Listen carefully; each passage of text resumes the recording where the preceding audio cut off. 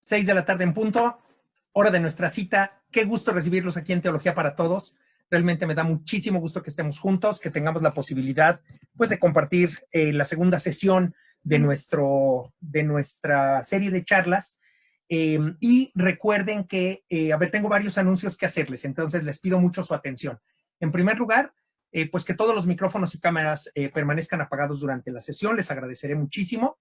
Eso nos ayuda a tener mayor orden y también a evitar un tránsito innecesario de información que hace más lento el Internet. Tenía duda de si íbamos a tener la sesión de hoy porque hubo un problema a nivel nacional con el Internet en varias redes y la verdad es que parece que tenemos la fortuna de sí contar con la conexión. Entonces vamos a aligerar y les pido tener micrófonos y cámaras apagados. Ya saben que todas sus participaciones a través del chat, ¿de acuerdo? Todas sus participaciones a través del chat. Yo estaré al pendiente del chat en el momento adecuado, al final de la sesión. Comentarios y dudas desde el chat, entonces, que permanecerá abierto desde el inicio de la clase. Los primeros 45 minutos de esta sesión serán de exposición pues, por parte de un servidor y la última media hora se destinará a responder las preguntas y comentarios del chat. Entonces, por favor, de todas maneras, si terminamos la sesión y se quedan con alguna duda, pues no duden en ir a Teología para Todos en Facebook. Teolo para todos, arroba Teolo para todos, en Teología para Todos en Facebook y pues pongan ahí sus comentarios, pongan sus dudas. También ya subimos el video de la primera sesión, estoy seguro de que tendrán acceso al mismo y subiremos cuanto antes el video de esta segunda sesión. Si asisten al menos a 6 sesiones, se les otorgará un diploma de participación emitido por la parroquia Santa Rosa de Lima de la Arquidiócesis de Toluca. Les voy a pedir un gran favor. En el chat hay una ventanita que dice todos o enviar un mensaje privado a alguien. Les pido, por favor, que manden el nombre de quien está participando en el curso. Yo sé que algunas personas estarán 2 personas tomando el curso en una misma cuenta, en una misma señal, ¿no? Entonces, pueden mandar el nombre de las 2 personas y su correo electrónico, un correo de contacto, ¿de acuerdo? No lo manden público por cuestión de privacidad, mándenlo solo a un servidor, ¿sí? Debo a través del chat, ¿de acuerdo? A través del chat, un mensaje privado a un servidor. En este caso, déjenme verificar nada más para estar seguro. Denme un segundo. Déjenme ver cómo aparezco yo, porque aquí yo tengo la... Exacto, en privado mándenmelo, exactamente. No sé ni cómo aparezco porque... Pero bueno, ya me empezaron a llegar los correos en privado, muchas gracias. Háganme ese favor, mándenmelo en privado a mí, Carlos Lepe, por favor, creo que así es como voy a aparecer. Y luego, esto sobre el reconocimiento. Entonces, para que vayamos teniendo sus asistencias y quien tenga al menos 6 de las sesiones, pues le daremos el reconocimiento emitido por nuestra parroquia.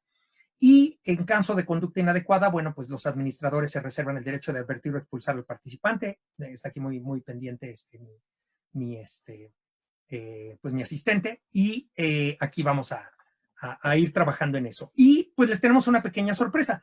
También las personas que estén optando por el reconocimiento, que nos manden su correo, que nos manden su nombre, participarán en la última de nuestras sesiones en una rifa. Todavía estamos pensando a ver qué vamos a rifar.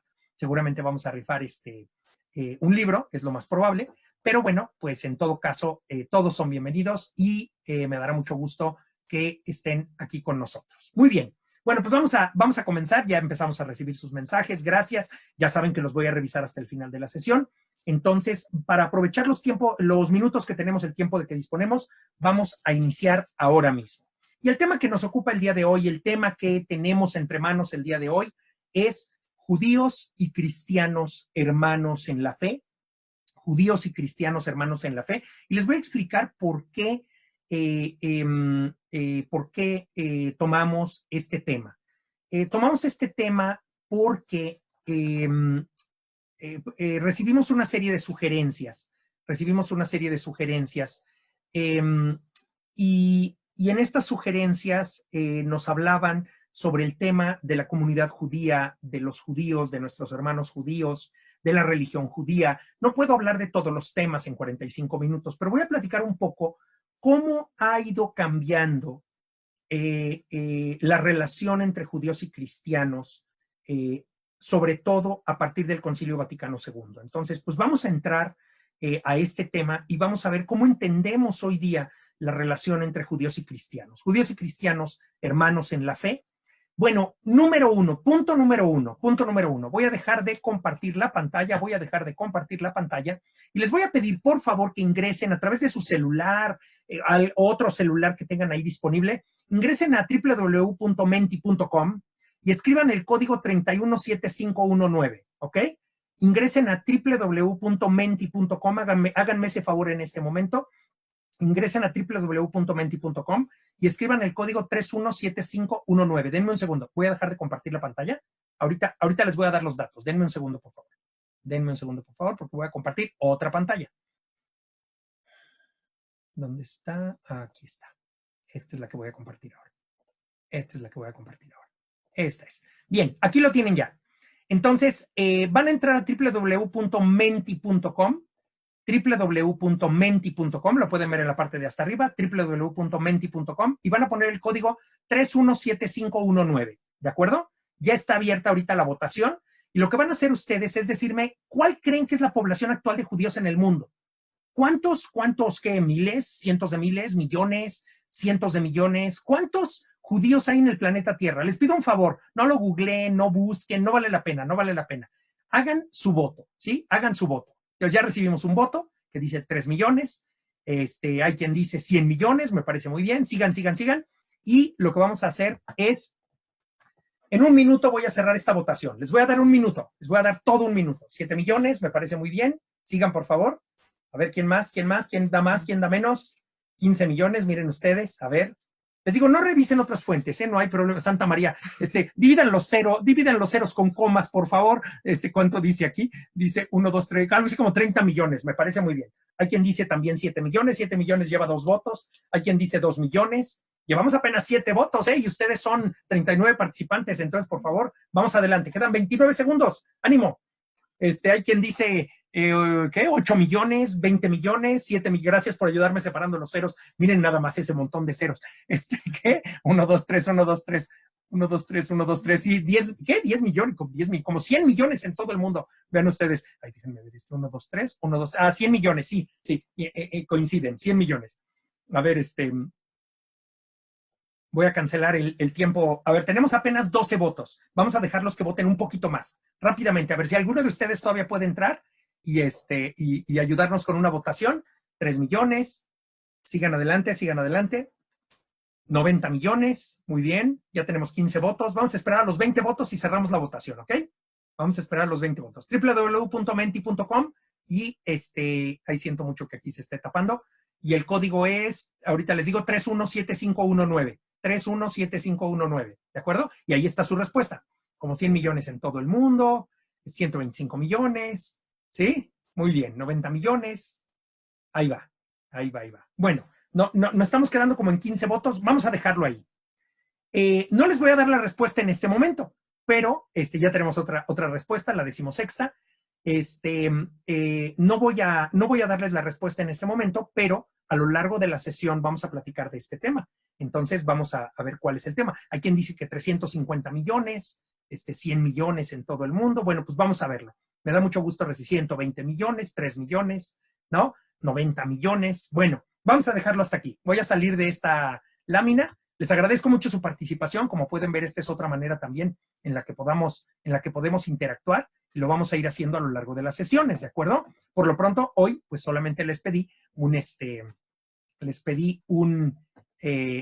votación muy rápida. Bueno, pues vamos a continuar y vamos a continuar recordándoles que en mensaje privado pueden mandarnos su correo electrónico y nombre o nombres de participantes para que podamos llevar la asistencia y darles el reconocimiento correspondiente, ¿de acuerdo? Muy bien. Bueno, pues sigamos adelante. Ya ahí está la lámina, la página de Menti, 317519. ¿Cuántos judíos hay en el mundo? De eso vamos a platicar un poquito más adelante, no se preocupen. Por lo pronto, ¿de qué vamos a hablar el día de hoy? Vamos a dedicar una parte relevante de nuestra sesión del día de hoy para hablar acerca de la declaración conciliar Nostra Aetate. Nostra Aetate, ya lo estudiaremos en un momentito más, ya lo mencionaremos con más detalle, es una de las declaraciones del Concilio Vaticano II, sobre la relación con las religiones no cristianas, o sea, las religiones que no creen que Cristo sea Dios. Y ahí está el judaísmo. Después vamos a hablar un poco sobre las raíces de la división. Tenemos que entender qué es lo que tenemos que entender verdaderamente qué es lo que nos ha llevado a esta separación y este distanciamiento tan importante con la religión judía y con nuestros hermanos judíos. ¿Cuál es la doctrina de la iglesia actual? No solamente la doctrina conciliar, sino cuál es la doctrina que se ha ido elaborando a lo largo de los últimos años en relación con los judíos y el judaísmo. Y les tengo una pequeña sorpresa al final de la sesión para hablar sobre la respuesta judía. Después de décadas de esfuerzo de la Iglesia Católica para reformular su doctrina sobre los judíos y el judaísmo, tenemos la gran fortuna de que los judíos han dado una respuesta propia. Bueno, todas sus dudas, comentarios en el chat, por favor, y los revisamos al final de la sesión. Y bueno, entramos entonces al tema de la declaración Nostra Aetate. Nostra Aetate. Recuerden ustedes que los documentos de la Iglesia llevan como nombre los documentos oficiales de la Iglesia, las encíclicas papales, las exhortaciones apostólicas postsinodales, llevan como título las dos primeras palabras del documento. Entonces, ¿qué es lo que dice? ¿Cuáles son las dos primeras palabras de la declaración conciliar Nostra Aetate? Pues justamente dice nuestra era, esto y aquello y tal y tal. ¿Sí? Entonces, como habla de nuestra era, en latín se dice Nostra Aetate. Y los documentos de la Iglesia, los documentos de la jerarquía eclesiástica, se escriben oficialmente en latín. Por eso se llama Nostra Aetate. Y recordemos que el Papa bueno, Juan XXIII, y si no conocen la vida de Juan XXIII, busquen una buena película de Juan XXIII o lean una buena biografía de Juan XXIII, quien quería ser un párroco de pueblo pobre. Eso es lo que quería. Llegó a ser papa, ¿no? Y siendo papa, se le llamó el párroco del mundo, un gran papa, el Papa Juan XXIII, Monseñor Roncalli, muy querido, todavía muy recordado por muchas personas en el mundo. ¿Quién fue papa? Poco tiempo, era un hombre viejo. Cuando él llega a ser electo papa, ya es un hombre muy viejo. Después del largo pontificado de Pío XII, nombran a Monseñor Roncalli, a Angelo Roncalli, y los vaticanistas decían, este va a ser un papado de transición. Un papado de transición porque va a vivir pocos años. Vean ustedes, realmente fue papa 5 años, realmente fue papa muy poco tiempo, pero no fue un papado de transición porque echó a andar en 1959 el gran proyecto de realizar el Concilio Vaticano II, un gran concilio para la Iglesia, lo cual perturbó a muchos cardenales y a muchos, pero él creía que es lo que tenía que hacerse y la verdad es que el Concilio Vaticano II fue un gran don para la Iglesia. El Concilio Vaticano II que se realizó entre los años de 1962 y 1965. Es decir, el Papa Juan XXIII lo inicia, pero él muere en 63, nombran a Pablo VI y el pobrecito de Pablo VI, porque además después ahora es me parece que es beato ahora Pablo VI, no sé, ya fue canonizado, ahorita me puedo perder ahí, si alguien lo sabe pónganlo en los comentarios, pero Pablo VI sufrió muchísimo porque le tocó tomar ya iniciado el concilio, continuarlo, cerrarlo y después controlar muchas situaciones que sucedieron después del concilio, de las que no vamos a hablar ahora. Pero la parte más importante es que el Concilio Vaticano II tenía un proyecto y el proyecto era el aggiornamento de la Iglesia. El aggiornamento de la Iglesia. ¿Qué quiere decir en italiano? Aggiornamento, bueno, pues quiere decir actualización, ¿de acuerdo? El aggiornamento de la Iglesia es la puesta al día de la Iglesia, es decir, ¿cómo decía Juan XXIII, cómo desempolvamos la Iglesia? ¿Cómo le quitamos el polvo acumulado durante siglos para que sea una Iglesia que hable al hombre de hoy? Y el Concilio Vaticano II, en buena parte, hizo eso, verdaderamente hizo eso. Verdaderamente lo que hizo el Concilio Vaticano II fue ofrecer una oportunidad grande de actualización a la Iglesia a través de los diversos documentos y después pues de las acciones que se implementaron con base en esos documentos. La realidad es que el Concilio Vaticano II es un tesoro aún no suficientemente recibido por los cristianos. Los cristianos no conocemos los documentos del concilio, los católicos no leemos los documentos del concilio y no sabemos qué dice el concilio sobre tantos temas tan importantes, incluida la relación con los judíos. Cuando Benedicto XVI llega al papado, cuando Benedicto XVI es electo papa, le preguntan que si él va a convocar al Concilio Vaticano III. Y él dijo, no es momento de convocar a un Concilio Vaticano III porque la realidad es que aún no hemos recibido suficientemente el Concilio Vaticano II.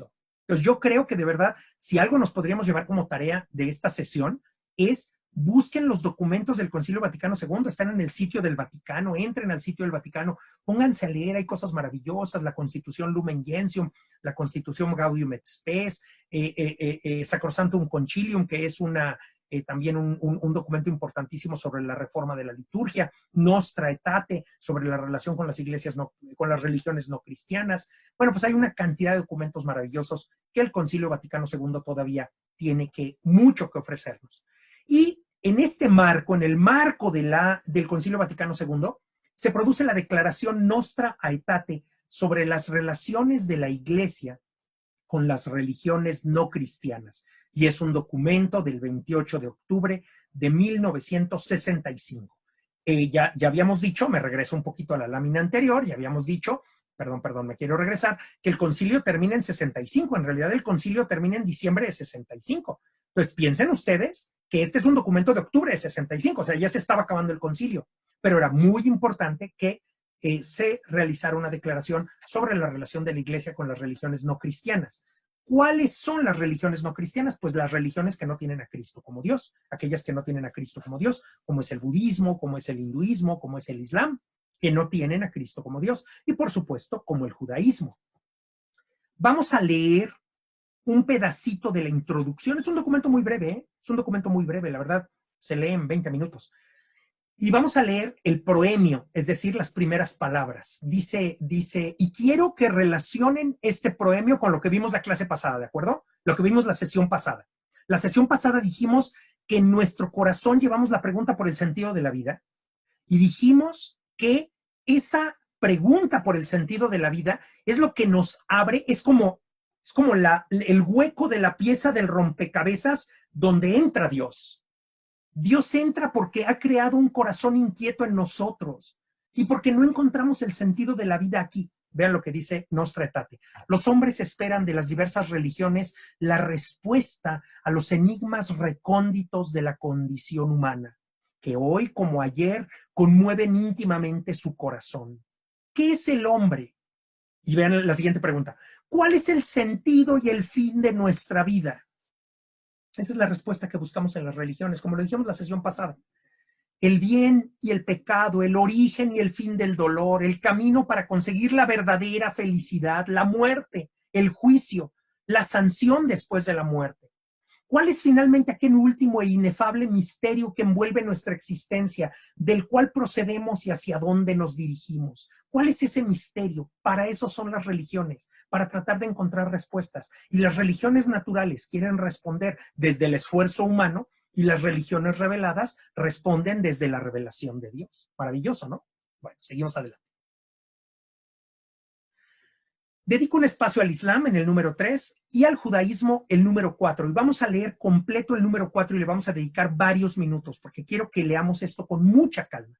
El número 4 dice, al investigar el misterio de la Iglesia, este sagrado concilio recuerda los vínculos que une al pueblo del Nuevo Testamento, los vínculos con que el pueblo del Nuevo Testamento está espiritualmente unido con la raza de Abraham. El pueblo del Nuevo Testamento, o sea, los cristianos, todos los cristianos, los católicos, pero todos los cristianos, estamos unidos con la raza de Abraham, es decir, con los judíos, que no es una raza, ¿no? Raza es una palabra metafórica, con la religión judía. Pues la Iglesia de Cristo reconoce que los comienzos de su fe y de su elección se encuentran ya en los patriarcas, en Moisés, en los profetas, conforme al misterio salvífico de Dios. Reconoce que todos los cristianos, hijos de Abraham, según la fe, están incluidos en la vocación del mismo patriarca y que la salvación de la iglesia está místicamente prefigurada en la salida del pueblo elegido de la tierra de esclavitud, o sea, Egipto, ¿no? Por lo cual, la iglesia no puede olvidar que ha recibido la revelación del Antiguo Testamento por medio de aquel pueblo, por medio de aquel pueblo. Es decir, vean ustedes, lo que está diciendo aquí es, a ver, el judaísmo no es una religión ajena. El judaísmo no es una religión ajena para los cristianos. ¿Qué hemos recibido del judaísmo? Pues entre otras cosas, la revelación del Antiguo Testamento. Y sigo leyendo. Por medio de aquel pueblo con quien Dios, por su inefable misericordia, se dignó establecer la antigua alianza. Ni puede olvidar que se nutre de la raíz del buen olivo en que se han injertado las ramas de olivo silvestre, que son los gentiles. Esta creo que es una expresión de San Pablo, que dice que el buen olivo es la comunidad judía, son los judíos. La raíz, el gran tronco judío, ese es el gran olivo milenario. Y los cristianos, sobre todo los cristianos que no provenimos del judaísmo, somos como ramas de olivo silvestre trasplantadas a ese árbol. Nos unimos a ese frondoso árbol que viene desde Abraham, que viene desde Isaac, que viene desde Jacob.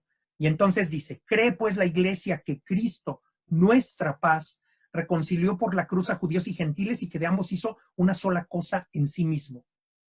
Sigo leyendo. La iglesia tiene siempre ante sus ojos las palabras del apóstol Pablo sobre sus hermanos de sangre, a quienes, y dice San Pablo, a quienes pertenecen la adopción y la gloria, la alianza, la ley, el culto y las promesas, y también los patriarcas, de quien procede Cristo según la carne. Cristo procede de los patriarcas. Cristo es el Mesías prometido. ¿A quién? Al pueblo judío, para beneficio de toda la humanidad y de nosotros. Pero es el Mesías, es el Mashiach. Es el Mashiach prometido al pueblo hebreo, hijo de la Virgen María. Recuerda también que los apóstoles, fundamento y columnas de la iglesia, nacieron del pueblo judío. El primer papa fue un judío. San Pedro, el primer papa, era un fiel judío que iba al templo a orar, lo dicen los Hechos de los Apóstoles, ¿sí? Y de repente vemos al judaísmo como una cosa completamente ajena y completamente separada de nosotros.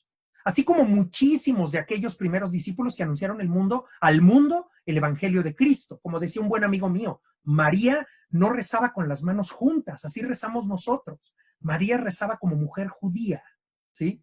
María rezaba como mujer judía. Ahora, pues porque es muy buena nuestra madre y tiene diversas apariciones y tal, pues junta sus manitas para darnos gusto, pero es otra cosa. María rezaba como mujer judía de su tiempo, ¿sí? Elevando las manos al cielo. Como afirma la Sagrada Escritura, Jerusalén no conoció el tiempo de su visita. Gran parte de los judíos no aceptaron el evangelio e incluso no pocos se opusieron a su difusión. Hay muchas personas que dicen, si yo hubiera vivido en la época de Jesús, habría sido más fácil que creyera. Pues no, no creas.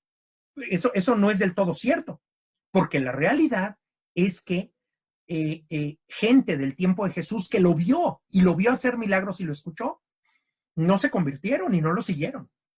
No obstante, según el apóstol, los judíos son todavía muy amados de Dios a causa de sus padres, porque Dios no se arrepiente de sus dones y de su vocación.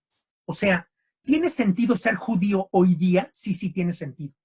Porque ser judío es permanecer fiel a la revelación de Dios en Abraham, en Isaac, en Jacob, en Moisés, en los profetas, que es verdadera revelación.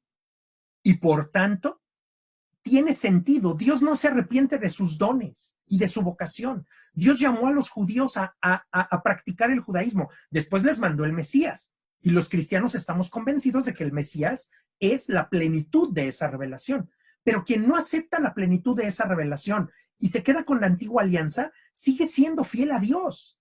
Es heroico ser judío, porque es 3.500 años, 3.800 años después de Abraham. Oigan esto, 3.800 años después de Abraham, siguen siendo fieles a la palabra que Dios le dio a Abraham y que le dio hace 3.250 años a Moisés, ¿no? Nada más 3.250 años, ¿eh?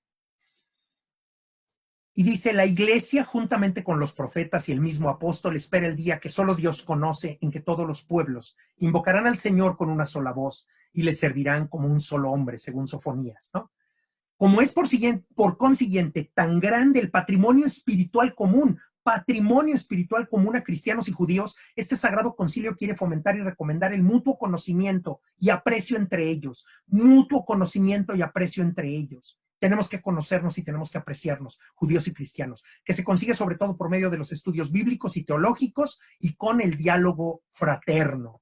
Aunque las autoridades de los judíos con sus seguidores reclamaron la muerte de Cristo, sin embargo, lo que en su pasión se hizo, lo que pasó en la pasión de Jesucristo, no puede ser imputado ni indistintamente a todos los judíos que entonces vivían, ni a los judíos de hoy. Y si bien la iglesia es el nuevo pueblo de Dios, no se ha de señalar a los judíos como reprobados de Dios ni malditos. Y esto es doctrina de la iglesia, como decía un amigo mío, arriba las manos. Esto es doctrina de la iglesia. Quien diga, por haber matado a Jesucristo, los judíos son unos malditos, están maldecidos por Dios y por eso les ha ido así en la historia y por eso el holocausto eso no es cristiano. Eso no cabe en un corazón cristiano, mucho menos en un corazón católico.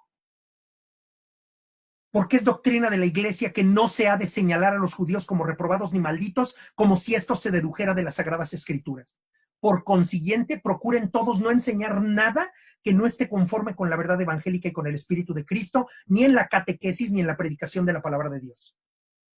Eso dice el concilio nada más, con autorización del Papa, por cierto.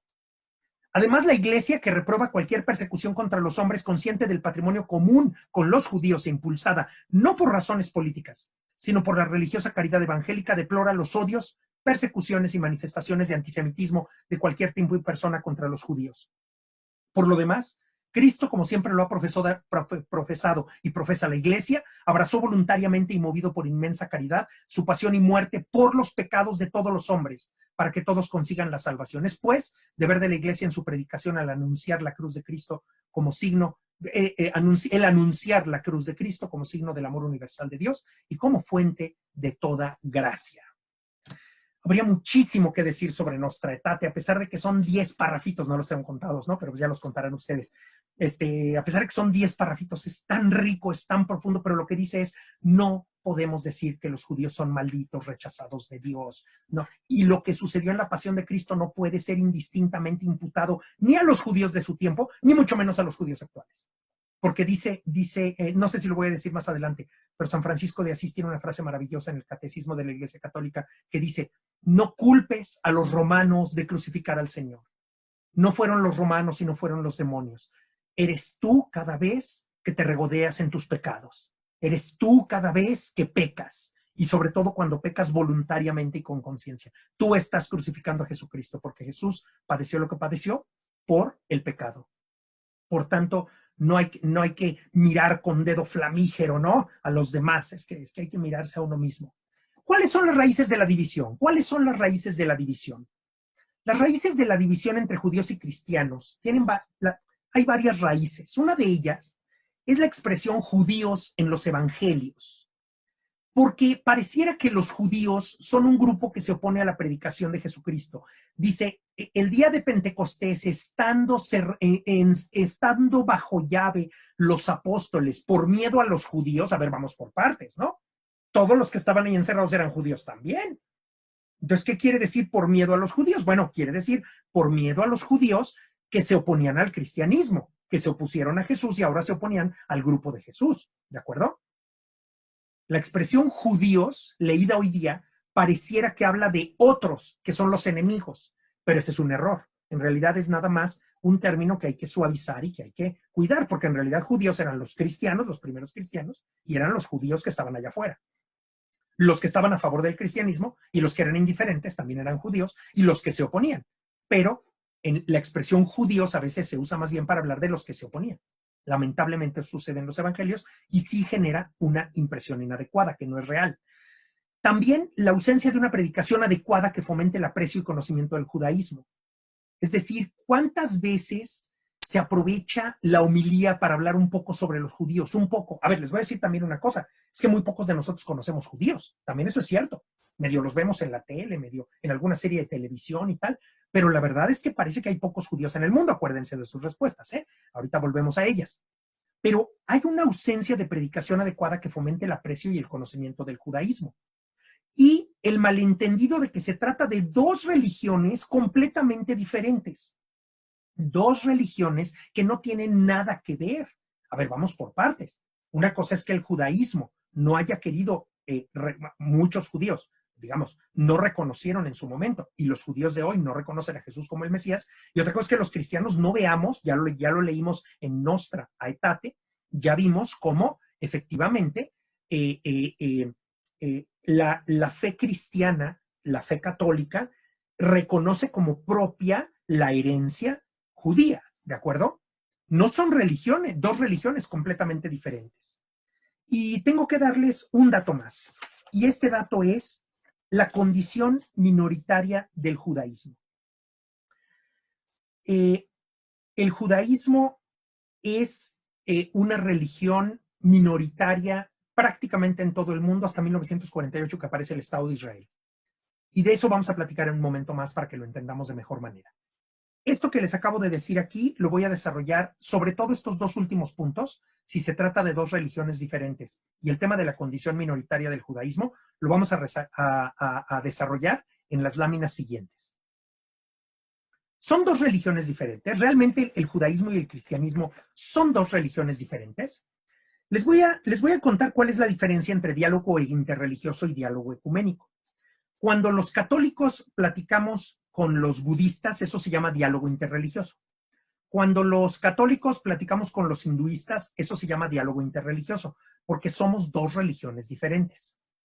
En cambio, cuando hablamos con alguien que tiene mucho en común con nuestra fe, mucho en común, por ejemplo, cuando platicamos con los anglicanos, cuando platicamos con los luteranos, cuando hablamos con los ortodoxos griegos, no católicos, pero son ortodoxos griegos, eso no se llama diálogo interreligioso, eso se llama diálogo ecuménico, porque tenemos tanto en común que en realidad estamos buscando la unidad. Los ortodoxos creen en Jesucristo, creen lo mismo que nosotros, aunque algunas cosas las creen de otra manera. Los luteranos creen lo mismo que nosotros, aunque algunas cosas las creen de otra manera. Y los anglicanos creen lo mismo que nosotros, aunque a veces creen algunas cosas de otra manera. Eso se llama diálogo ecuménico. El diálogo con los evangélicos es diálogo ecuménico, no es diálogo interreligioso. ¿Se entiende? Porque el diálogo ecuménico busca la unidad, como lo dice nuestra lámina. El diálogo interreligioso es en donde hay muy poco en común. A veces nada, a veces prácticamente nada. Pero en el diálogo ecuménico buscamos la unidad, nos encontramos con otras personas que tienen raíces comunes a las nuestras y por tanto buscamos la unidad. Buscamos la unidad con los luteranos, buscamos la unidad con los anglicanos en el diálogo ecuménico, ¿de acuerdo? Ahora, hay en la Santa Sede, hay una oficina de gobierno, para que me entiendan, se llama dicasterio.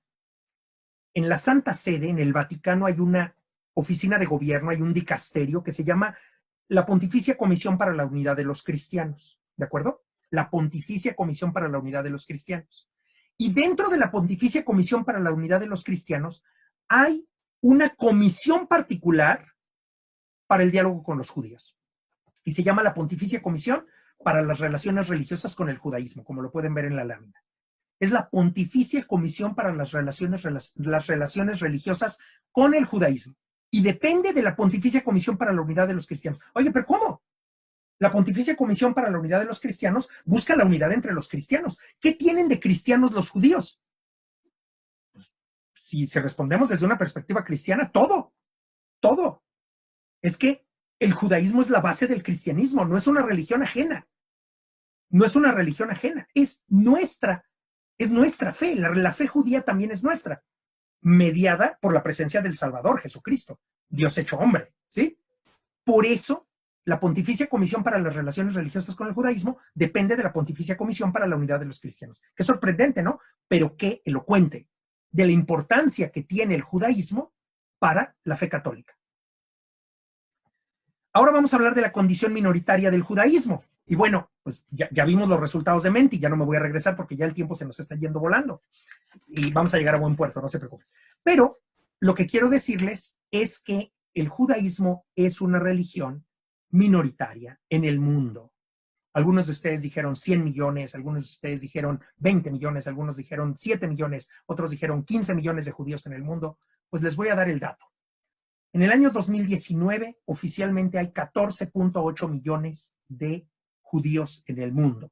Si quieren, ahorita en 2020, pues pueden ser 20 millones, si quieren. Digo 15 millones. Ay, perdón. 15 millones. En todo caso, en 2019, el dato oficial es 14.8 millones de judíos en el mundo. Sorprendente, ¿no? Para quienes dijeron 100 millones, 200 millones, 300 millones. No se imaginen cosas, no. Los judíos son muy pocos, muy pocos. Mi calculadora no tiene tantos ceros como para sacar cuál es la proporción de judíos en el mundo, pero quien pueda, ponga 7.500 millones de seres humanos y después haga una regla de 3 con 14.8 millones de judíos, ¿no? Y entonces vamos a ver que en realidad son muy pocos. ¿En dónde hay más judíos en el mundo? Bueno, en Israel hay 6.7 millones de judíos. En Israel, en el Estado de Israel, hay 6.7 millones de judíos. En Estados Unidos hay 5.7 millones de judíos. Y de ahí prácticamente se cuentan en miles. En Francia hay 450,000 judíos. En Canadá hay 392,000 judíos. En Reino Unido hay 292,000. En Argentina 180,000. En Rusia 165,000. En Alemania 118,000. Son decenas de miles. ¿Lo ven? Decenas de miles. No llegan a millones. Solo en Estados Unidos y en Israel los judíos llegan a millones. Por si les interesa, esto lo voy a dejar en la grabación y creo que ustedes pueden hacer grande la grabación cuando la vean en Facebook. Pueden ver aquí the Jewish Agency for Israel, The World Jewish Population 2019, ¿sí? Y aquí no dice que es 14.8, aquí dice que es 14.6. 14.606.000 judíos en el mundo. Hay 23.472.000 que se pueden acoger a la ley de regreso de población. O sea, son descendientes de judíos que ya no son judíos, pero que pueden pedir el pasaporte israelí. ¿Sí? Entonces, eso ha pasado mucho en Rusia. Hay muchos descendientes de judíos que ya perdieron la fe judía hace mucho tiempo y sin embargo redescubren sus raíces judías y piden pasaporte israelí. Pero es otra cosa. Eso nada más tiene que ver con Israel. ¿Sí? En realidad, gente que practica el judaísmo en el mundo, 14.6 millones. Ahora, les voy a dar las cifras para América. ¿Cuántos judíos hay? En Bermuda hay 100. En Canadá dice 390,000. En Estados Unidos 5.700.000. ¿Lo ven, no? Aquí está. O bueno, y si no lo alcanzan a ver, yo se los leo. En Bahamas 300. En Costa Rica 2.500. En Cuba 500. Yo estuve en la gran sinagoga, en la sinagoga de Cuba, en la sinagoga de la ciudad de La Habana. ¿Sí? Y tuve el mal gusto de preguntarle a la señorita. Yo le llevé unos libros sobre relaciones judeocristianas y le dije, oiga, ¿cuántos judíos hay aquí en la comunidad de La Habana? Y me dijo, no somos muchos. Eso me contestó, no somos muchos, ¿no? Y entiendo por qué me lo dijo, porque entonces dar cifras exactas es peligroso. En República Dominicana habrá unos 100 judíos, en El Salvador 100 judíos, en Guatemala 900, en Jamaica 200. Y llegamos a México. México, 40,000 judíos. México, 40,000 judíos. Es decir, estamos hablando de algo así como el 0.002% de la población de México. 0.002% de la población de México, o algo bastante menor, que eso. 40,000 judíos. 40,000 judíos en México. Entonces, no sé qué les parezca esto, cualquier comentario muy bienvenido, pero ustedes podrían imaginarse que en realidad los judíos son muchísimos más. Y créanme que no. Total en Centroamérica, el Caribe, 57,000 judíos, en México, excluyendo Canadá y Estados Unidos. Bueno, esto nada más para que vean cómo es una religión minoritaria, 40,000 judíos en México es nada, ¿verdad? Contra 100, ¿cuánto les gusta, no? 15 millones, 120 millones de mexicanos, pues es una barbaridad. Y eso nos habla de la condición minoritaria del judaísmo. Y efectivamente, la condición minoritaria del judaísmo en México y en otros países es equiparable a la condición minoritaria de los cristianos en Medio Oriente y en Oriente. Miren, si a veces nosotros maljuzgamos a los judíos, es que son muy cerrados, no se prestan a diálogo, no puede uno. Yo fui a una sinagoga y dije, oiga, ¿me deja entrar? Pues así como en una iglesia, no señor, aquí no puede entrar usted. Oye, qué mal, es que no dejan entrar a sus sinagogas. Señores, así como viven los judíos en condición de gravísima minoría en México, así viven los cristianos en Medio Oriente y en Oriente. ¿Por qué? Porque están terriblemente amenazados. Apenas bajó la pandemia en China. Esta iglesia no es católica, es una iglesia cristiana no católica, pero los chinos están destruyendo las cruces visibles de las iglesias cristianas y católicas y están incluso demoliendo grandes templos, porque China es un país comunista que desprecia la fe y los cristianos y los católicos en China están sufriendo muchísimo. Los chinos dicen, es que estos son unos sectarios, estos en realidad quieren que sus hijos se casen entre católicos, denles libertad, ¿no? Y nosotros decimos, es que los judíos se quieren casar entre judíos. Bueno, pues si son 40,000, ¿cómo quieres que sobreviva la fe judía, no? Le dices a tu hijo, por favor, hijo, hija, cásate con un judío, hazme ese favor, y vive una vida judía realmente plena. Y no les hablo de los cristianos en Medio Oriente. Esta es una escena de una iglesia destruida por el Estado Islámico. Y ya no les voy a contar historias y no les voy a presentar más fotografías, pero la condición de persecución contra nuestros hermanos cristianos y católicos en Medio Oriente, en Irak, en Irán, en Siria, en la propia Jordania, en Turquía, es gravísima, ¿sí? Particularmente en Siria, particularmente el gobierno, a pesar de que trata de hacer algo, el gobierno de Bashar al-Assad, que no es ningún angelito de Dios, sin embargo, sobre todo la presencia del Estado Islámico ha supuesto una playa de mártires y una destrucción terrible de templos, una persecución brutal contra las pequeñísimas comunidades cristianas que han tenido que emigrar a otros lugares. Entonces, lo que les quiero decir es, no es una broma ser una minoría, no seamos duros con las minorías, no seamos injustos con las minorías. ¿Y qué dice la Iglesia sobre la relación entre judíos y el judaísmo? ¿Cuál es la doctrina de la Iglesia? Bueno, pues vamos cerrando con estos dos temas, la doctrina de la Iglesia y la respuesta judía. El Catecismo de la Iglesia Católica dice en el número 598, por cierto, pues les recomiendo muchísimo que compren su Catecismo de la Iglesia Católica, el Catecismo de la Iglesia Católica, para que lo vean. Ahí, espérenme. Es que me estoy aquí ya. El Catecismo de la Iglesia Católica es este. ¿Sí? Es este. Hay uno que se llama compendio. Bueno, el compendio es otra cosa. Pero es el Catecismo de la Iglesia Católica y es un libro amplio, es un libro grande, ¿no? Tiene 1000 páginas. Entonces, está editado por Buena Prensa, aunque hay otras ediciones, y es el Catecismo de la Iglesia Católica de 1992. El Papa Juan Pablo II entregó a todos los cristianos un compendio de la fe que hacía 500 años que no se producía, y se llamó Catecismo de la Iglesia Católica, porque es la doctrina católica. Bueno, pues yo les recomiendo que compren el Catecismo de la Iglesia Católica grande ahora que se acabe la cuarentena. Si no, pues bájenlo de internet, también hay muchas versiones gratuitas y tal. En el número 598, porque viene dividido por números, dice, la Iglesia no duda en imputar a los cristianos la responsabilidad más grave en el suplicio de Jesús, responsabilidad con que ellos, con demasiada frecuencia, han abrumado únicamente a los judíos. ¿Quién tiene la culpa de que Cristo haya sido crucificado? En primer lugar, yo. Esa es la respuesta correcta.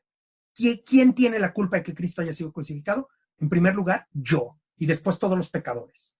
Y nosotros lo que solemos decir es, no, bueno, pues los judíos, ya sabes, ¿no? En el número 839 del Catecismo de la Iglesia Católica dice, a diferencia de otras religiones no cristianas, la fe judía ya es una respuesta a la revelación de Dios a la antigua alianza, y otra vez recuerda la carta a los romanos, porque los dones y la vocación de Dios son irrevocables. Los judíos practican una verdadera religión revelada.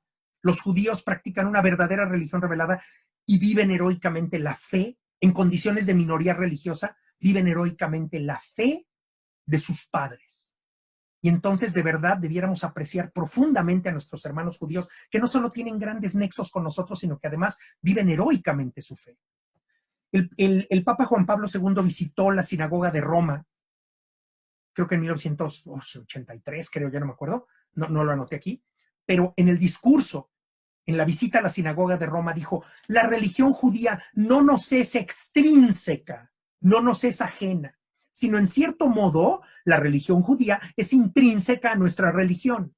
Por tanto, tenemos con ella relaciones que no tenemos con ninguna otra religión. Sois nuestros hermanos predilectos y en cierto modo se podría decir que nuestros hermanos mayores. Y por eso, a partir de este discurso, se llama a los judíos nuestros hermanos mayores en la fe. Los judíos son nuestros hermanos mayores en la fe y hay que apreciarlos como tales, ¿sí? Como a los tíos viejos, como a los primos mayores, ¿no? Que nacieron muchos años antes que nosotros. Son venerables. El judaísmo es una religión hermosa y venerable. Y por eso, dice el Papa Juan Pablo II, los judíos permanecen muy queridos por Dios, que los ha llamado con una vocación irrevocable. Claro, claro. Jesús sí es el Mesías, Jesús es el Mesías prometido y la plenitud de la revelación dada a los judíos se produce en Jesucristo. Sin embargo, no reconocer en Jesús al Mesías es todavía permanecer fiel a la primera alianza, a la primera vocación que Dios dio a la humanidad en la persona de los judíos. Los judíos, y hay un texto que se llama Los judíos y el judaísmo en la predicación y la catequesis de la Iglesia Católica, apuntes para una correcta presentación. ¿Qué es lo que tenemos que decir? ¿Qué es lo que tenemos que evitar para no despreciar a los judíos? Bueno, primero tenemos que evitar el marcionismo. Ya es cuarto para la hora, pero me voy a tomar un par de minutos más, 3 minutos más, 4. Marcionismo.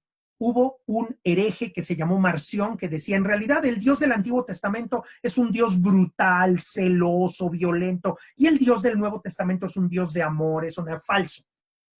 Falso. Esa es una doctrina por demás aclarada. El Dios del Antiguo Testamento es el Dios del Nuevo Testamento. El Dios amor de San Juan es el Dios que saca al pueblo de Israel de Egipto. Es el mismo Dios, no es un Dios esquizofrénico, ni son dos dioses, ¿sí? El marcionismo, el error del marcionismo sería creer que uno es el Dios del Antiguo Testamento y otro el del Nuevo Testamento. En realidad tenemos que leer el texto bíblico tipológicamente. El antiguo, ¿qué quiere decir tipológicamente? Que Cristo es el tipo, es el modelo de todo lo que se anuncia en el Antiguo Testamento. Cristo es el tipo, Cristo es el modelo de todo lo que se anuncia en el Antiguo Testamento. El Antiguo Testamento anuncia el Nuevo Testamento y el Nuevo Testamento realiza el Antiguo Testamento. Historia de los discípulos de Emaús. Y Jesús les explicó todo lo que aparecía en los profetas y en la escritura sobre él. Les explicó todo. Fue una lección bíblica brutal. ¿Pero por qué no lo grabaron? Bueno, no había grabadoras, ¿verdad? ¿Pero por qué no lo grabaron? O sea, es que eso es lo que necesitamos entender. Jesús dice, ¿no se dan cuenta de que yo ya estaba anunciado allá, en Isaías, en Jeremías, en Ezequiel? ¿Qué no se dan cuenta? Y termino yo diciendo, bueno, más bien, termino esta parte diciendo que en este texto de la Comisión para las Relaciones Religiosas con el Judaísmo de 1985, dice, Jesús es judío y lo es para siempre. Odias y desprecias a los judíos, odias y desprecias a Jesucristo, porque Jesucristo es judío y lo es para siempre. Nuestro Dios hecho hombre, decidió pertenecer al pueblo judío, ¿sí? Jesús es judío y lo es para siempre. Y ello, dice, para nada disminuye el hecho de que él haya nacido para todos los hombres, porque él nació para todos los hombres. Incluso alrededor de su cuna se reunieron pastores judíos y magos paganos, ¿no? Los magos no eran judíos, los magos eran persas, eran magos paganos, eran magi persas. Bueno, me encantaría seguir hablando de esto, pero vamos a hablar ya para terminar de la respuesta judía y les pido su paciencia y un par de minutitos más. ¿Cuál es la respuesta judía? La respuesta judía se da en un documento que se llama Dabru Emet. Dabru Emet quiere decir algo así como digamos la verdad. Dabru Emet Dabru Emet son palabras en hebreo que quiere decir digamos la verdad. Es una declaración judía sobre los cristianos y el cristianismo del 10 de septiembre del año 2000, redactada por 4 rabinos y firmada por casi 200 rabinos del mundo. Y comienza recordando que en tiempos recientes se ha producido un cambio dramático y sin precedentes en la relación entre judíos y cristianos. ¿Por qué ha habido este cambio? Gracias a la apertura de la Iglesia, sobre todo a partir del Concilio Vaticano II. Y este texto se estructura con base en 8 ideas principales que encabezan cada breve parte del texto. ¿Cuáles son estas 8 ideas? Pues las voy a exponer, ya nada más me faltan 2 láminas. La primera, judíos y cristianos adoran al mismo Dios. Piensen ustedes en rabinos judíos diciendo, judíos y cristianos adoran al mismo Dios. No lo entendemos igual, pero adoramos al mismo Dios. Y eso los cristianos lo creemos y este grupo de rabinos judíos afirma ello. Judíos y cristianos adoran al mismo Dios. 2. Judíos y cristianos reconocen la autoridad del mismo libro, la Biblia, a la que los judíos llaman Tanaj y los cristianos Antiguo Testamento. Claro, los judíos no reconocen el Nuevo Testamento, pero judíos y cristianos tenemos en común todo el Tanaj, todo el Antiguo Testamento, todo el Antiguo Testamento llamado Tanaj en el judaísmo, llamado Antiguo Testamento en el cristianismo. 3. Los cristianos pueden secundar la reivindicación judía del Estado de Israel. Pueden, y cada quien con su libertad. 4. Judíos y cristianos aceptan los principios morales de la Torá. Los 10 mandamientos son parte de la Torá, señores. Y los 10 mandamientos que son tan importantes para nosotros son parte de la Torá judía. ¿Sí? Torá es ley, de la ley judía, de la Torá. Torá son los primeros 5 libros de la Biblia, Génesis, Éxodo, Levítico, Números y Deuteronomio, ¿no? La Torá. Termino. El nazismo no fue un fenómeno cristiano. ¿No saben qué importante es que un grupo de rabinos diga esto? Porque muchos quieren ver en el nazismo como la conclusión de toda la persecución cristiana de la historia. El nazismo no fue un fenómeno cristiano, fue un fenómeno fundamentalmente pagano, pero no vamos a hablar de eso en este momento. Muchas diferencias irreconciliables entre judíos y cristianos no se resolverán hasta que Dios salve al mundo entero, como ha prometido en la Escritura. O como diría un rabino, ¿no? Diría un rabino, el día que venga el juicio final, si los judíos tenemos razón, le diremos al Mesías, hola, qué gusto, bienvenido. Y si los judíos tenían razón, y si los cristianos tenían razón, le diremos, oh vaya, bienvenido de nuevo, ¿no? Porque volverá Jesús en su gloria el día del juicio final. Una nueva unidad entre judíos y cristianos no debilitará la fe judía. Ser amigos judíos y cristianos no debilita ni la fe judía ni la fe cristiana, sino que la hace más fuerte. Finalmente, judíos y cristianos deben colaborar con los ideales de la justicia y de la paz. Judíos y cristianos deben colaborar con los ideales de la justicia y de la paz. Y creo que ya terminé. Ahí está. Bueno, ahora, por favor, comentarios, observaciones, preguntas. Me dará muchísimo gusto poder ver sus comentarios aquí en el chat. Estoy ahorita desplegando el chat. Denme un segundo, voy a dejar de compartir la pantalla. Voy a dejar de compartir la pantalla y listo. Ya estamos ahí. Muy bien. Bueno, tengo aquí muchos mensajes en privado de su asistencia. Quien tenga interés en obtener el reconocimiento, mándenme un mensaje en privado, por favor, en donde me pongan su nombre y su correo electrónico, por favor. ¿Cuántas ramas de cristianos existen? Pues mira, hay un pequeño tema. Digo, creo que esa fue la primera pregunta. Déjenme ver si esa es la primera pregunta. Está bien. Me pueden decir si... Está bien. Está bien. Listo. ¿Cuántas ramas de cristianos existen? Gracias, Tonali, por la pregunta. En realidad, no podríamos decirlo porque sobre todo los grupos evangélicos, o sea, los grupos protestantes, con denominaciones particulares, se cuentan por decenas de miles. Se cuentan por decenas de miles, ¿sí? Es decir, desde así iglesias de garage, lo que se llama iglesias de garage, literalmente, ¿eh? Hay iglesias de garage, la asamblea de la gloria de Dios, no sé qué cosa, ¿no? Y lo digo con mucho respeto, pero la verdad es que entre los grupos, digamos, entre las diferentes denominaciones estaríamos encontrando decenas de miles. Ahora, las iglesias históricas es otra cosa, porque, por ejemplo, la ortodoxia griega, esta se considera una iglesia histórica y tiene, digamos, y el catolicismo tiene un gran aprecio por todos los cristianos, pero especialmente por las iglesias históricas, como la iglesia luterana, como la iglesia anglicana, que son iglesias que se fueron separando a lo largo de la historia de el catolicismo. Entonces, ¿cuántas? No lo sabemos, la verdad no lo sabemos. Pueden entrar a una página de internet del Consejo Mundial de Iglesias y van a ver cómo hay un montón de iglesias pequeñísimas con muchísimas, variantes, ¿no? Bueno, muy bien. Dice, ¿qué más? Ramas de... El tema es más político, económico y racial que de fe y misterio.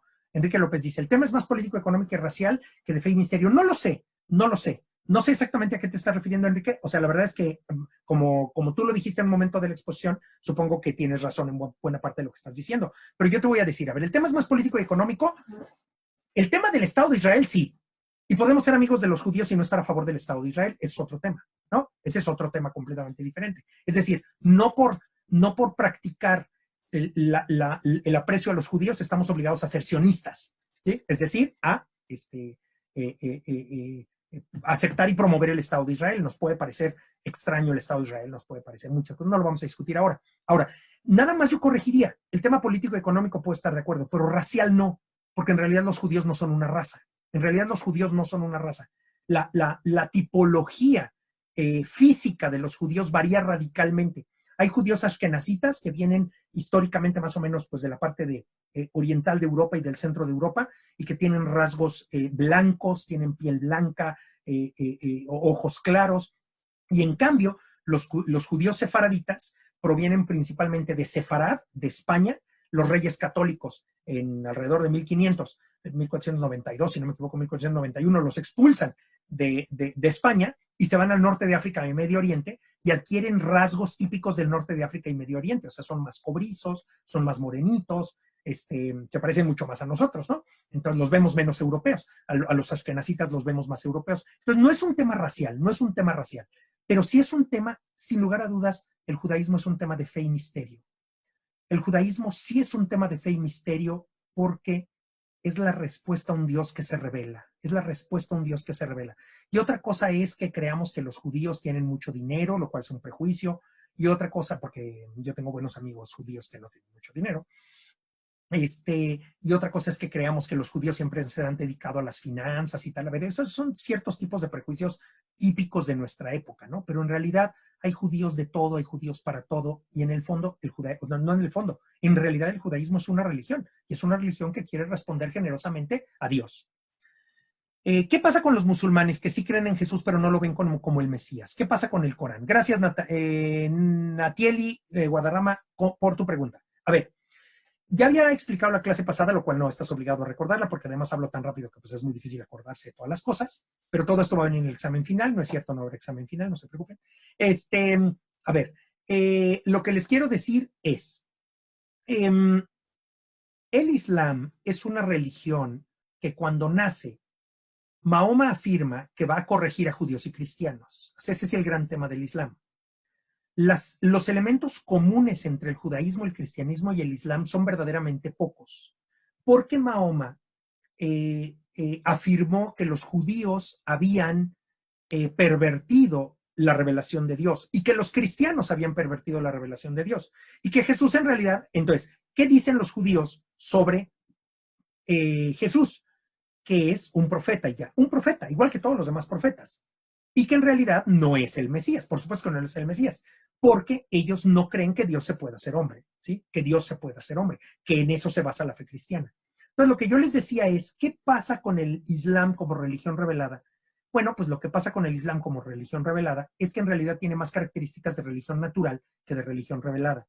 Pero esto lo digo con mucho respeto para mis hermanos musulmanes. Si yo estuviera convencido de que uno de ustedes es musulmán, no lo diría de esta manera, ¿de acuerdo? Lo diría con mucha mayor suavidad. Pero para que me entiendan, en realidad, en términos de ciencia religiosa, el Islam tiene más características de religión natural que de religión revelada y en realidad tiene muy pocos elementos en común con el judaísmo y el cristianismo. Gracias por sus nombres y correos. Yo ya voy a guardar aquí la asistencia. Después en otra sesión acerca de que el nazismo no fue un fenómeno cristiano sino pagano. Puedo profundizar en otro momento, pero ya que está la pregunta, pues yo se les contesto con mucho gusto. A ver, en realidad las grandes fuentes del nazismo es el esoterismo del siglo XIX. Elena Petrovna Blavatsky, una revista que se llama bueno, varias revistas esotéricas a las cuales el propio Hitler estaba suscrito y en realidad se llenaron la cabeza sobre la idea de que había razas, sobre la idea de que había razas superiores, razas inferiores, la torpeza de creer que los blancos son de raza aria, cuando por ejemplo la mayor parte de los pueblos arios en realidad están en la India y no tienen características típicamente blancas ni mucho menos. Bueno, una serie de mitos que no tienen nada de cristianos. El nazismo está fundado en una mitología, además, en una mitología incluida la imaginería de Wagner, ya si me apuran, pues les digo, ¿no? La imaginería de Wagner y la idea de los dioses paganos. Por eso Wagner era terriblemente antisemita, porque quería volver a los dioses paganos, porque el Dios de los judíos y el Dios de los cristianos insiste en la fraternidad de los hombres, insiste en no matar, insiste en no robar, insiste en no mentir. Y los nazis fueron capaces de cualquier cosa con tal de llegar al poder. Entonces, digo, eso es otro tema, pero vamos a mantenerlo en la agenda y nada más doy esto primero. Hay una serie de History Channel que se llama El Evangelio según los nazis y es sobre todo el paganismo, cómo Heinrich Himmler, el brazo derecho para ejecutar el holocausto, compró un castillo y puso una mesa redonda en un sótano para volver a tener a los caballeros de la mesa redonda. Era una imaginería mítica, pavorosa. Bueno, ya. El Evangelio según los nazis, se los recomiendo mucho. Aquí tengo otros correos. Gracias, Enrique, ya nos mandaste. Carlos dice, ¿el judaísmo ultraortodoxo concuerda con esta visión? A ver, el judaísmo ultraortodoxo, también llamado el judaísmo Haredim, no acepta el Estado de Israel, no acepta a los judíos que tratan de vivir en el mundo por ejemplo, y de trabajar como dentistas, como arquitectos, no lo aceptan. Los judíos ultraortodoxos creen que los judíos tienen que dedicarse exclusivamente al culto a Dios y tienen que dedicarse exclusivamente a servir a Dios, y por tanto los judíos tienen que estar estudiando la fe todo el tiempo posible. Entonces, no, en realidad, por ejemplo, Dabru Emet no está firmada por rabinos ultraortodoxos en modo alguno, porque por definición los rabinos ultraortodoxos y los miembros de la comunidad ultraortodoxa, que son muy poquititos, son unas colonias, ahora sí que para que me entiendan, son unas colonias en la ciudad de Jerusalén. Son unas cuantas cuadras pero hacen muchísimo ruido porque no hacen el servicio militar, no quieren pagar impuestos, quieren que el Estado fíjense, están en contra del Estado de Israel, pero quieren que el Estado los subvencione para que ellos dediquen su tiempo a estudiar. Es una situación bien complicada. Les recomiendo mucho les voy a poner aquí en el chat, les voy a poner una, ¿cómo? Sí, bueno. Les voy a poner en todos, ahí está. Hay un servicio de internet, puede bajar la aplicación, se llama Arutz Sheva, es el canal 7 de Israel. Y si quieren conocer noticias de Israel y ver cómo a las autoridades les hacen ver su suerte los ultraortodoxos y todo lo demás, Arutz Sheva tiene muy buenas, la verdad es que me parece un servicio equilibrado de noticias sobre Israel. A mí me gusta mucho, lo leo con relativa frecuencia. Como todo el tiempo están subiendo noticias sobre inseguridad y atentados terroristas y todo esto, la verdad es que dejo de leerlo por mucho tiempo porque mi corazón ya no lo soporta, pero bueno, ese es otro tema. Gracias por sus correos, todo. Les agradezco mucho. Dice, híjole, ya se soltaron, eso me da mucho gusto. Dice Fabiola Sierra, saludos. Dentro de algunos siglos, quizá milenios, ¿será posible una unión entre cristianos y judíos? Pues mira, te voy a decir una cosa. Dice San Pablo que uno de los signos de los últimos tiempos será la conversión de los judíos al cristianismo. Búsquenlo, está en San Pablo, creo que está no les voy a decir en cuál de sus cartas, pero uno de los signos de los últimos tiempos es la conversión, o sea, la unidad de todos en una misma fe, de todos los cristianos y de todos los judíos, ¿no? Así es como se ha interpretado esta parte en donde se dice que antes de que llegue el final todos estaremos unidos, ¿no? Entonces, sí, la verdad es que sí, y conviene mantener el diálogo porque en realidad estamos hablando de cosas importantes para todos, ¿no? Entonces digo, ya lo dije y pues ya ahí está. Dice Víctor Guadarrama, ¿podría compartir la Liga del Vaticano donde están los documentos del Concilio Vaticano II? Miren, les voy a poner aquí www.vatican.va. El sitio del Vaticano es www.vatican.va. Ahí entren a esa liga y busquen en español y luego allí va a decir, me parece que va a decir documentos de la Iglesia, documentos fundamentales, algo así, y ahí está el Catecismo de la Iglesia Católica, el Compendio de Doctrina Social Cristiana, ahí está el Catecismo de la Iglesia Católica, etcétera. Si no, simplemente busquen en Google pongan el Catecismo de la Iglesia, Catecismo de la Iglesia Católica, Vaticano, y ya, y les va a aparecer la liga. Con mucho gusto, gracias por su interés, porque es un gran texto, Dice, tengo amigos judíos y me han demostrado ser personas maravillosas, desprendidas y que se preocupan por los demás. Esto lo dice iPhone. Ay, perdón. Bueno, pues sí, es que así se identificó aquí, lo cual está muy bien. Entonces, sí, digo, me da mucho gusto que comentes esto porque yo también tengo grandes amigos judíos. Quizás, pues una de mis grandes amigas, de mis grandes amigas, somos como matrimonio, somos amigos, mis hijos han ido a su casa, es una mujer de una profunda fe judía, hija de un hombre enamorado de su fe judía. Hoy me llegó un regalo de parte de esta buena amiga, me llegó un Tanaj el día de hoy, me lo mandó, ¿no? Entonces, un Tanaj precioso, editado por su familia, por amor a la escritura, son maravillosos. La verdad es que, digo, hay de todo, hay gente que nos va a caer bien, hay gente que nos va a caer un poquito menos bien, pero esto es como tus vecinos, o sea, no pasa nada. Y también están disponibles los documentos del Concilio Vaticano I. Bueno, no podría asegurar que estén disponibles los documentos del Concilio Vaticano I, pero si buscan lo suficiente los van a encontrar. Y van a encontrar los documentos de todos los concilios. No me voy a poner de pie para no incomodarlos. Bueno, pues los voy a incomodar. Denme 10 segundos.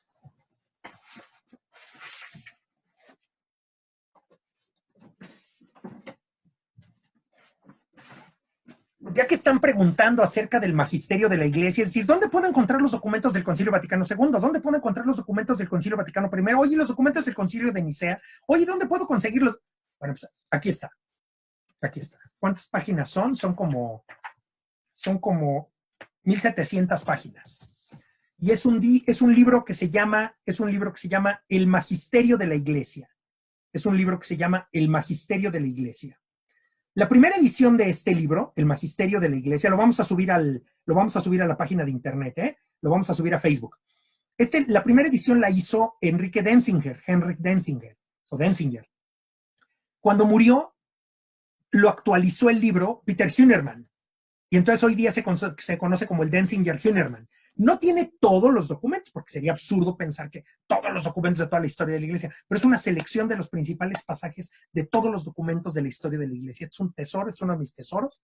La verdad me lo compré como un capricho de fin de año, porque la verdad es que algo cuesta, pero es una joya, es una joya. Entonces, si a ustedes les interesa mucho y de verdad se van a poner a leer los documentos de las principales declaraciones del Concilio de Trento, El Magisterio de la Iglesia de Denzinger-Hünermann. Lo vamos a subir a la página de Facebook. Gracias por la pregunta. De ello se ha aprendido mucho. Gracias por tu comentario.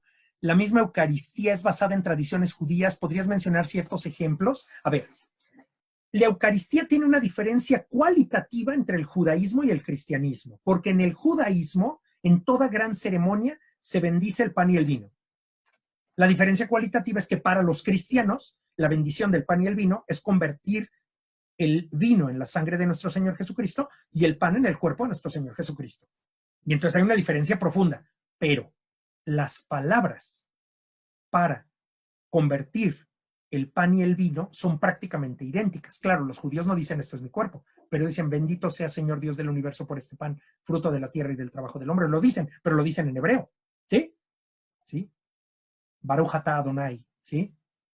Es la bendición del pan y la bendición del vino también, ¿no? Bendito sea Señor por este vino. Pero Jesús, después de bendecir el vino, dijo, esto es mi cuerpo, hagan esto en memoria mía. Pero entonces en realidad tenemos tantas cosas en común, ¿El Tanaj y el Antiguo Testamento dicen exactamente lo mismo? Ok. ¿El Tanaj y el Antiguo Testamento dicen exactamente lo mismo? Sí, excepto por una diferencia de 7 libros. No tengo tiempo de explicarles por qué en el año 100, 200 después de Cristo, el judaísmo rechazó 7 libros. La razón principal fue que no se conservaron en hebreo, sino que eran libros escritos en griego. Por ejemplo, el libro primero y segundo de los Macabeos, el libro de Judith, el libro, algunos pasajes de Esther, algunos pasajes de Daniel. Creo que el libro de la sabiduría tampoco está en el Tanaj. Es decir, de 46 libros, tenemos 39 libros en común con la tradición judía, ¿de acuerdo? De 46 libros del Antiguo Testamento, 39 libros son comunes con la tradición judía. Pero en realidad prácticamente todo el Antiguo Testamento, más bien, el Tanaj está en el Antiguo Testamento. El Tanaj tiene todos los libros del Antiguo Testamento menos 7, ¿no? Habría que añadirle 7 que solo se conservaron en griego o que fueron redactados en griego. ¿Y por qué razón lo rechazaron y todo? Bueno, ya lo podríamos platicar en otro momento. Con mucho gusto. Ahora, ¿dicen exactamente lo mismo? Dicen exactamente lo mismo. Es decir, una fuente muy importante para el Antiguo Testamento cristiano es el texto masorético. Es el texto masorético. El texto masorético. Ahí, estoy tratando de escribirlo. Masorético. Ahí está. El texto masorético. Espérenme, porque se lo voy a mandar solo uno de ustedes. Se llama texto masorético. Busquen en internet texto masorético y van a encontrar el Codex Leningradiensis. El Codex Leningradiensis es un libro que tiene a estas alturas 1000 años de antigüedad, es aproximadamente el año 1000. Y ese es el Textus Receptus de los judíos. ¿Qué quiere decir Textus Receptus? Quiere decir, es la versión definitiva de la Biblia de los judíos. Y eso se llama texto masorético. ¿Por qué? Porque hubo un grupo de estudiosos que se llamaron los masoretas, que se dedicaron a fijar letra por letra el texto de la Biblia. Y para los cristianos esa es una fuente maravillosa de conocimiento de nuestra propia Biblia. Déjenme buscar cada vez que pongo aquí. ¿Por qué el judaísmo, el día del Señor es el Shabbat y para nosotros cambió al domingo? Bueno, pues por una razón muy importante. Gracias, Mónica, por tu pregunta. Gracias, Moni. La respuesta es que el judaísmo, para los cristianos, el judaísmo es todavía una etapa pedagógica de la humanidad. Y Dios revela a los hombres que deben dedicar 6 días al trabajo y 1 al descanso. La plenitud de todo lo que Dios le quiso decir al pueblo judío se produce en el cristianismo, en la persona de Jesús. Y el gran acontecimiento de la vida de Jesús es su pasión, su muerte y su resurrección. Y la resurrección sucede el primer día de la semana, sucede el domingo. Y por tanto, desde el principio de la tradición cristiana, los cristianos se reunían el primer día de la semana. Se reunían el primer día de la semana, el domingo, porque es el día del Señor. Por eso se llama domingo, Dominus, es el día del Señor. Entonces, el Shabbat es un día sagrado para los judíos en cuanto que responde a la revelación hasta donde va con los judíos, y cuando Cristo planifica esa revelación, el día dedicado al Señor cambia el domingo porque es el día de la resurrección del Señor. Esa es la razón de fondo. Gracias, Mónica, por tu pregunta. El tema que hablaste del racismo en el nazismo, claro, que habla de los judíos, ya. Ay, Enrique, te dije que necesitaba contexto, eres muy amable, sí, estabas hablando del tema económico, político y no racial respecto de los nazis, no, pues ya entendí, sí, tienes toda la razón. Entonces, y bueno, el ejercicio centralizado del poder económico, bueno, pues eso lo platicamos en otro momento, me parece muy bien. Dice, hace tiempo leí algo sobre la religión drusa, si mal no recuerdo, ellos aceptan preceptos del judaísmo, del islam y del cristianismo. ¿Podría comentar algo sobre ellos? A ver, los drusos, hasta donde me acuerdo,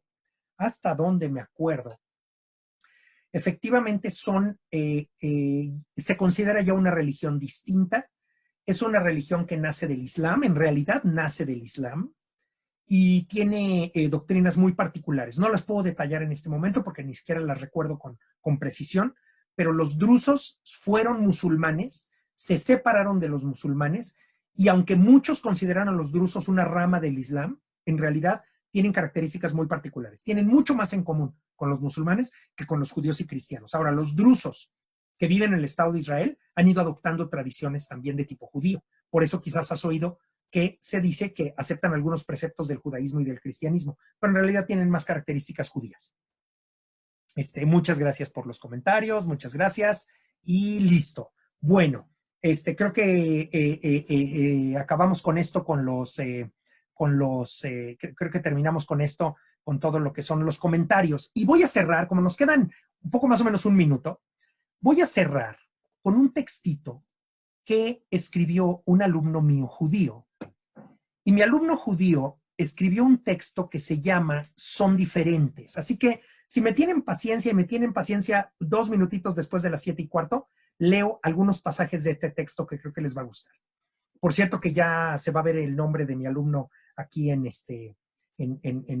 la grabación, entonces les pido discreción porque pues, él me lo entregó en lo privado. Y dice, hijo, trata de mantener una relación limitada con ellos. ¿Pero por qué, papá? Pues no son como nosotros, son diferentes. Fíjense lo que dice un judío, ¿eh? Estas palabras se han dicho y repetido durante generaciones de padres y madres e hijos e hijas durante siglos en tantos idiomas y épocas quisiéramos enlistar. Quizás estas palabras sean las más benevolentes, pues ha habido épocas donde la oscuridad ha descendido sobre los corazones de los hombres. Pero ¿a qué padres nos referimos? ¿A qué hijos? La realidad es que es indistinto, pues este diálogo puede provenir de un hogar tanto judío como cristiano. Así es. Y crecemos con esas palabras grabadas en nuestros corazones, palabras que se convierten en prejuicios, estereotipos, desconfianza, hermetismo, ignorancia y en algunas ocasiones hasta odio. Palabras que quizás se nos dijeron sin malicia, por tradición o por inercia, palabras que nos marcan de por vida hasta que algún valiente decide atreverse a conocer y no dar por verdad absoluta estas palabras. Un rebelde. Comienzo este ensayo con una introducción poco convencional, dice él, ¿no? Esto fue de un curso que di. Y dice, Sí, a mí también me dijeron que eran diferentes y a mis mejores amigos hoy en día también les dijeron cuando pequeños que era diferente. En ese momento ellos no me conocían, en ese momento yo no los conocía. En esos momentos nuestros padres ignoraban la existencia de nuestras respectivas familias, de los valores que enseñaban, de la educación con la que se nos criaba, de la historia vivida, de las alegrías y tragedias. Sin embargo, estaba seguro de algo, y es que éramos diferentes, que no éramos dignos de confianza, que era mejor mantener una relación diplomática y comercial, pero para amigos verdaderos, mejor nos quedábamos con los nuestros. He de confesar que mientras escribo estas palabras, una lágrima recorre mi mejilla. No por rencor u odio, alegría o tristeza, simplemente es una mezcla de sentimientos y recuerdos vividos. Y la pregunta que surge en mi mente, ¿qué hubiera pasado si no hubiera sido el rebelde? ¿Qué sería de mí hoy día? Bueno, pues así va un poco transitando mi alumno y dice, santo, santo, santo, es el Señor Dios del universo. Fueron las palabras del profesor y sin embargo yo escuché Kadosh, Kadosh, Kadosh Adonai, santo, santo, santo es el Eterno. Levanté la mirada buscando el texto que da inicio a la Shmona Esrei o Amidá, pero no había nada escrito en hebreo. Ante mis ojos en la pantalla un misario, ¿no? Un misal. En ese momento fue que me percaté de la verdadera similitud y paralelismos que existen entre nuestras fes. Y todo cobró sentido. Esa noche no dormí. Como hacía mucho tiempo no hacía, llegué a mi casa y comencé a sacar mi sidurín, piqué arbot y comencé a estudiar. Sin embargo, esta vez también tenía un misal en la pantalla, así como algunos textos litúrgicos católicos. Y entre más leía de unos, más entendía de los otros. Y me decía a mí mismo, mientras mi cabeza llegaba a un clímax de éxtasis teológico y filosófico, en verdad, somos más parecidos que diferentes. Y eso era solo el comienzo de lo que haría que la musa descendiera sobre este escrito, para que este escrito comenzara a tomar forma. Pues no quería de compartirles el texto de este alumnito querido judío que dice, dicen que somos diferentes, pero somos más parecidos de lo que creemos, ¿no? Les agradezco mucho su presencia, les agradezco muchísimo su participación. Nos vemos el próximo martes 6 de la tarde, de verdad, no nos dejen aquí solitos, nos dará mucho gusto contar con su participación, con su interés y pues por lo pronto agradecerles de todo corazón el que hayan estado por aquí. Gracias a Claudia Rivas, gracias a Moni, gracias a Marta Ramírez, gracias a Gaby Rosales, gracias a cada uno de ustedes. Y pues nada, quedo a sus órdenes, damos gracias a Dios por su presencia. Alabado sea Jesucristo. Hasta pronto. Que estén muy bien. Chao.